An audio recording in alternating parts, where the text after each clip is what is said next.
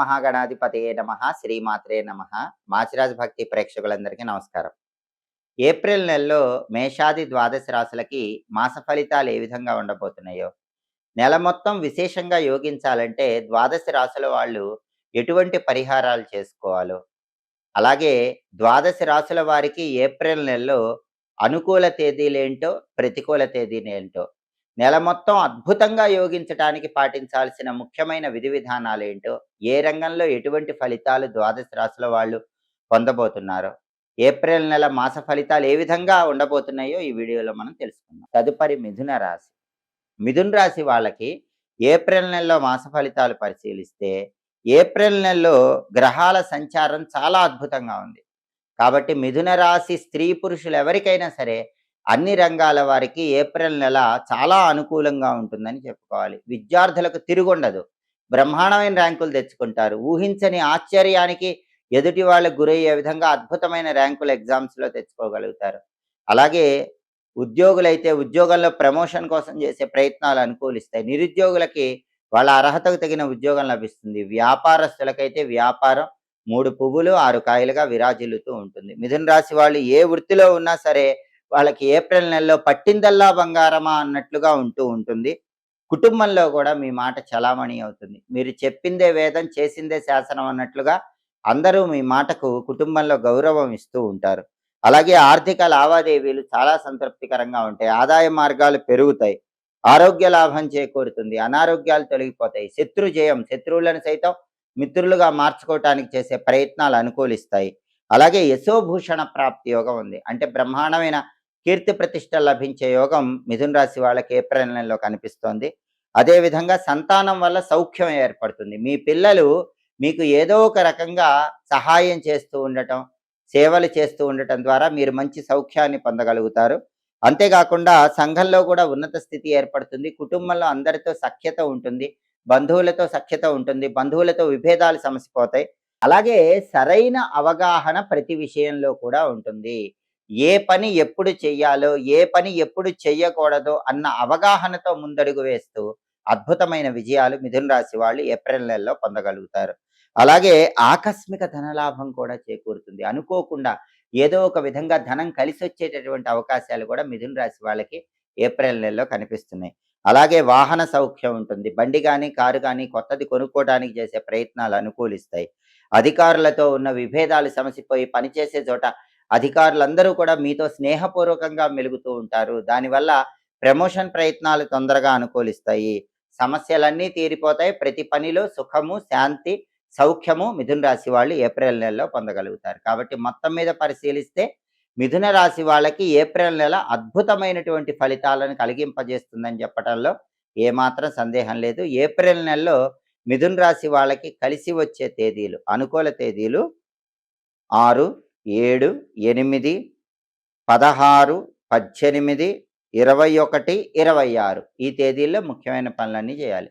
April నెలలో మిథున రాశి వాళ్ళకి కలిసి రాని తేదీలు, ప్రతికూల తేదీలు 3, 11, 12, 13, 20, 24, 28, 29, 30 అనుకూల తేదీల్లో ముఖ్యమైన పనులన్నీ చేసుకోండి.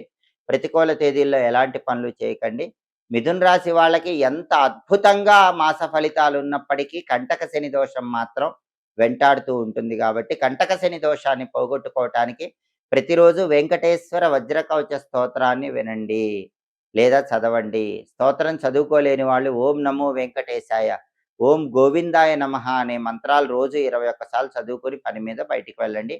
అప్పుడు ఇంకా అద్భుతమైన ఫలితాలను మిథున రాశి వాళ్ళు అందిపుచ్చుకోవచ్చు. వెంకటేశ్వర స్వామి ఆలయ దర్శనం, వెంకటేశ్వర స్వామి ఆలయంలో తులసి మాలికను సమర్పించడం ద్వారా కూడా మిథున రాశి వాళ్ళు ఇంకా విశేషమైన శుభ ఫలితాలను సిద్ధింపజేసుకోవచ్చు. చాలా మందికి ఆధునిక కాలంలో పెళ్లిళ్ళు ఆలస్యం కావటం, భార్యాభర్తల మధ్య సమస్యలు విడాకుల వరకు వెళ్ళటం, కుటుంబ కలహాలు ఎక్కువగా ఉండటం, మనశ్శాంతి లేకపోవటం, సంపాదించిన డబ్బు నిలబడకపోవటం, ఇటువంటి సమస్యలు ఎక్కువగా ఉన్నాయి. దానికి కారణం జాతకాల్లో కాలసర్ప దోషాలు ఉండటమే. ఈ కాలసర్ప దోషాలు ఎందుకు వస్తాయంటే, వంశంలో 7 తరాల్లో ఎవరైనా పాములకు అపచారం చేస్తే కాలసర్ప దోషాలు వస్తాయి. పావుల్ని కర్రలతో కొట్టడం, పావుల్ని చంపటం, ప్రత్యేకంగా నాగుపావుని చంపటం, ఇటువంటివి ఏమైనా చేస్తే వంశంలో 7 తరాల్లో, ఆ వంశంలో ఎవరికైనా పుట్టినప్పుడు జాతకంలో కాలసర్ప దోషాలొస్తాయి. కాలసర్ప దోషం అంటే ఏంటంటే, జన్మకుండలి జాతక చక్రంలో రాహువు ఒకవైపు, కేతువు ఒకవైపు ఉన్నప్పుడు, ఆ రాహు, కేతువుల మధ్యలోనే మిగిలిన గ్రహాలన్నీ ఉండిపోతే దాన్ని కాలసర్ప దోషం అంటారు. చంద్రుడొక్కడు మాత్రం బయటుండొచ్చు. మిగిలిన గ్రహాలన్నీ గూడా రాహుకేతువుల మధ్య ఉంటే కాలసర్ప దోషం అంటారు. ఈ కాలసర్ప దోషాలున్నప్పుడు అనేక రకాలైన సమస్యలు జీవితంలో ఉంటాయి. అయితే ఇవి పోగొట్టుకోవాలంటే ఏం చేయాలంటే, చాలా సులభమైనటువంటి మార్గం ఏంటంటే, 43 రోజుల పాటు జమ్మి చెట్టును పూజించడం. జమ్మి చెట్టును ఎవరైతే 43 రోజులు పూజించి అంటే రోజు జమ్మి చెట్టు దగ్గరకు వెళ్ళి, జమ్మి చెట్టు దగ్గర దీపం పెట్టుకొని నువ్వుల నూనెతో, జమ్మి చెట్టుకు ఒక 21 ప్రదక్షిణలు గాని, 11 ప్రదక్షిణలు గాని చేయటం చేస్తే, 43 రోజులు పూర్తయిన తర్వాత 44 రోజు జమ్మి చెట్టు దగ్గర దీపం పెట్టాక, అక్కడ చుట్టుపక్కల ఎవరికైనా సరే గోధుమ పిండితో చేసిన పదార్థాలు మీ చేత్తో కొంతమందికి పంచిపెడితే కాలసర్ప దోష తీవ్రత తగ్గుతుంది. అలాగే కాలసర్ప దోషాలు సంపూర్ణంగా పోగొట్టుకోవాలంటే, ఎవరైనా సరే విజయవాడ దగ్గర మోపిదేవి సుబ్రహ్మణ్య క్షేత్రంలో ఒకసారి కాలసర్ప దోష నివారణ పూజ చేయించుకోవాలి. లేదా కుక్కే సుబ్రహ్మణ్య క్షేత్రంలో ఆశ్లేష బలి పూజ చేయించుకోవాలి. ఈ రెండిట్లో ఏ పూజ చేయించుకున్నా కాలసర్ప దోషం నుంచి సులభంగా బయటపడొచ్చు. అదిచ్చే ఇబ్బందులను అధిగమించవచ్చు. అయితే ఆ పూజలు చేసుకోలేని వాళ్ళు సులభంగా కాలసర్ప దోషం నుంచి బయటపడాలంటే ఓం అస్థికమాతాయై నమః, ఓం జరత్కారు ప్రియాయై నమః. ఈ 2 మంత్రాలు రోజు ఉదయం స్నానం చేశాక 21 సార్లు చదువుకోండి. ఎందుకంటే మానసాదేవి గురించి సామవేదంలో చెప్పారు. మానసాదేవికి కాలసర్ప దోషాలు పోగొట్టే శక్తి ఉంటుంది. సమస్త సర్పాలకు ఆవిడ అధిదేవత. అందువల్ల మానసాదేవికి సంబంధించిన ఓం అస్థికమాతాయై నమః, ఓం జరత్కార ప్రియాయై నమః అనే 2 మంత్రాలు రోజు చదువుకుంటూ ఉంటే దాదాపుగా కాలసర్ప దోష ప్రభావం తగ్గిపోతుంది. అలాగే కాలసర్ప దోషాలన్నీ పోగొట్టుకోవాలంటే పరమేశ్వరుడికి ఒకసారి నాగాభరణం చేయించి దేవాలయంలో సమర్పించండి. రాగి లేదా ఇత్తడి లేదా పంచలోహాలతో ఒక సర్పం పడగ లాంటి దాన్ని చేయించి శివాలయంలో ఈశ్వరుడికి సమర్పిస్తే చాలా మంచిది. సంపూర్ణంగా కాలసర్ప దోషాల నుంచి బయటపడొచ్చు.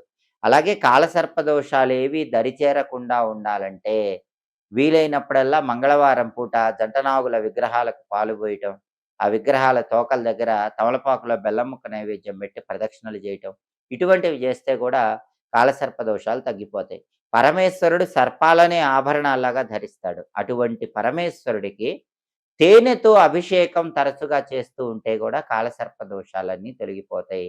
పరమశివుడికి తేనెతో అభిషేకం చేసుకోవటం, దాంతో పాటుగా సోమవారం రాహుకాలంలో శివాలయ ప్రాంగణంలో దీపాలు వెలిగించడం ద్వారా కూడా కాలసర్ప దోష తీవ్రతను తగ్గింపజేసుకోవచ్చు. సోమవారం ఉదయం పూట 7:30-9 గంటల మధ్య ప్రాంతంలో రాహుకాలం ఉన్న సమయంలో శివాలయ ప్రాంగణంలో నిమ్మ దీపాలు వెలిగించుకోండి. దానివల్ల కాలసర్ప దోషాలన్నీ అధిగమించి విశేషమైనటువంటి శుభ ఫలితాలను సిద్ధింపజేసుకోవచ్చు. అలాగే అన్ని రకాలైనటువంటి కాలసర్ప దోషాలను తొలగింపజేసుకోవటానికి సుబ్రహ్మణ్యేశ్వర స్వామి ఆలయానికి వెళ్ళి 41 రోజుల పాటు సుబ్రహ్మణ్య ఆలయంలో ప్రతిరోజు వీలైనన్ని ప్రదక్షిణలు చేయండి. దానివల్ల కూడా సంపూర్ణంగా కాలసర్ప దోషాలు తొలగింపజేసుకోవచ్చు. ఈ పరిహారాల్లో ఏ పరిహారం చేసుకున్నా కూడా జాతక చక్రంలో మీరు పుట్టినప్పుడు ఉన్న కాలసర్ప దోషాల తీవ్రతను తగ్గింపజేసుకొని సమస్త శుభ ఫలితాలను సిద్ధింపజేసుకోవచ్చు. అలాగే ఎప్పటికప్పుడు జ్యోతిష శాస్త్రపరంగా దినఫలాలు, మాస ఫలాలు, 10 రోజుల ఫలితాలు, సంవత్సర ఫలితాలు, ఖగోళంలో గ్రహాల సంచారంలో మార్పును బట్టి ఫలితాలు ఇవన్నీ తెలుసుకోవాలంటే మాచిరాజ్ భక్తి ఛానల్ తప్పకుండా చూడండి. మా వీడియోస్ మీకు నచ్చినట్లయితే మా ఛానల్ లైక్ చేయండి, కామెంట్ చేయండి. మా ఛానల్ వీడియోస్ 10 మంది మిత్రులకు షేర్ చేయండి. మా ఛానల్ సబ్స్క్రైబ్ చేసుకోండి. పక్కనున్న బెల్ సింబల్ నొక్కటం మాత్రం మర్చిపోకండి. సర్వే జనాః సుఖినో భవంతు. స్వస్తి.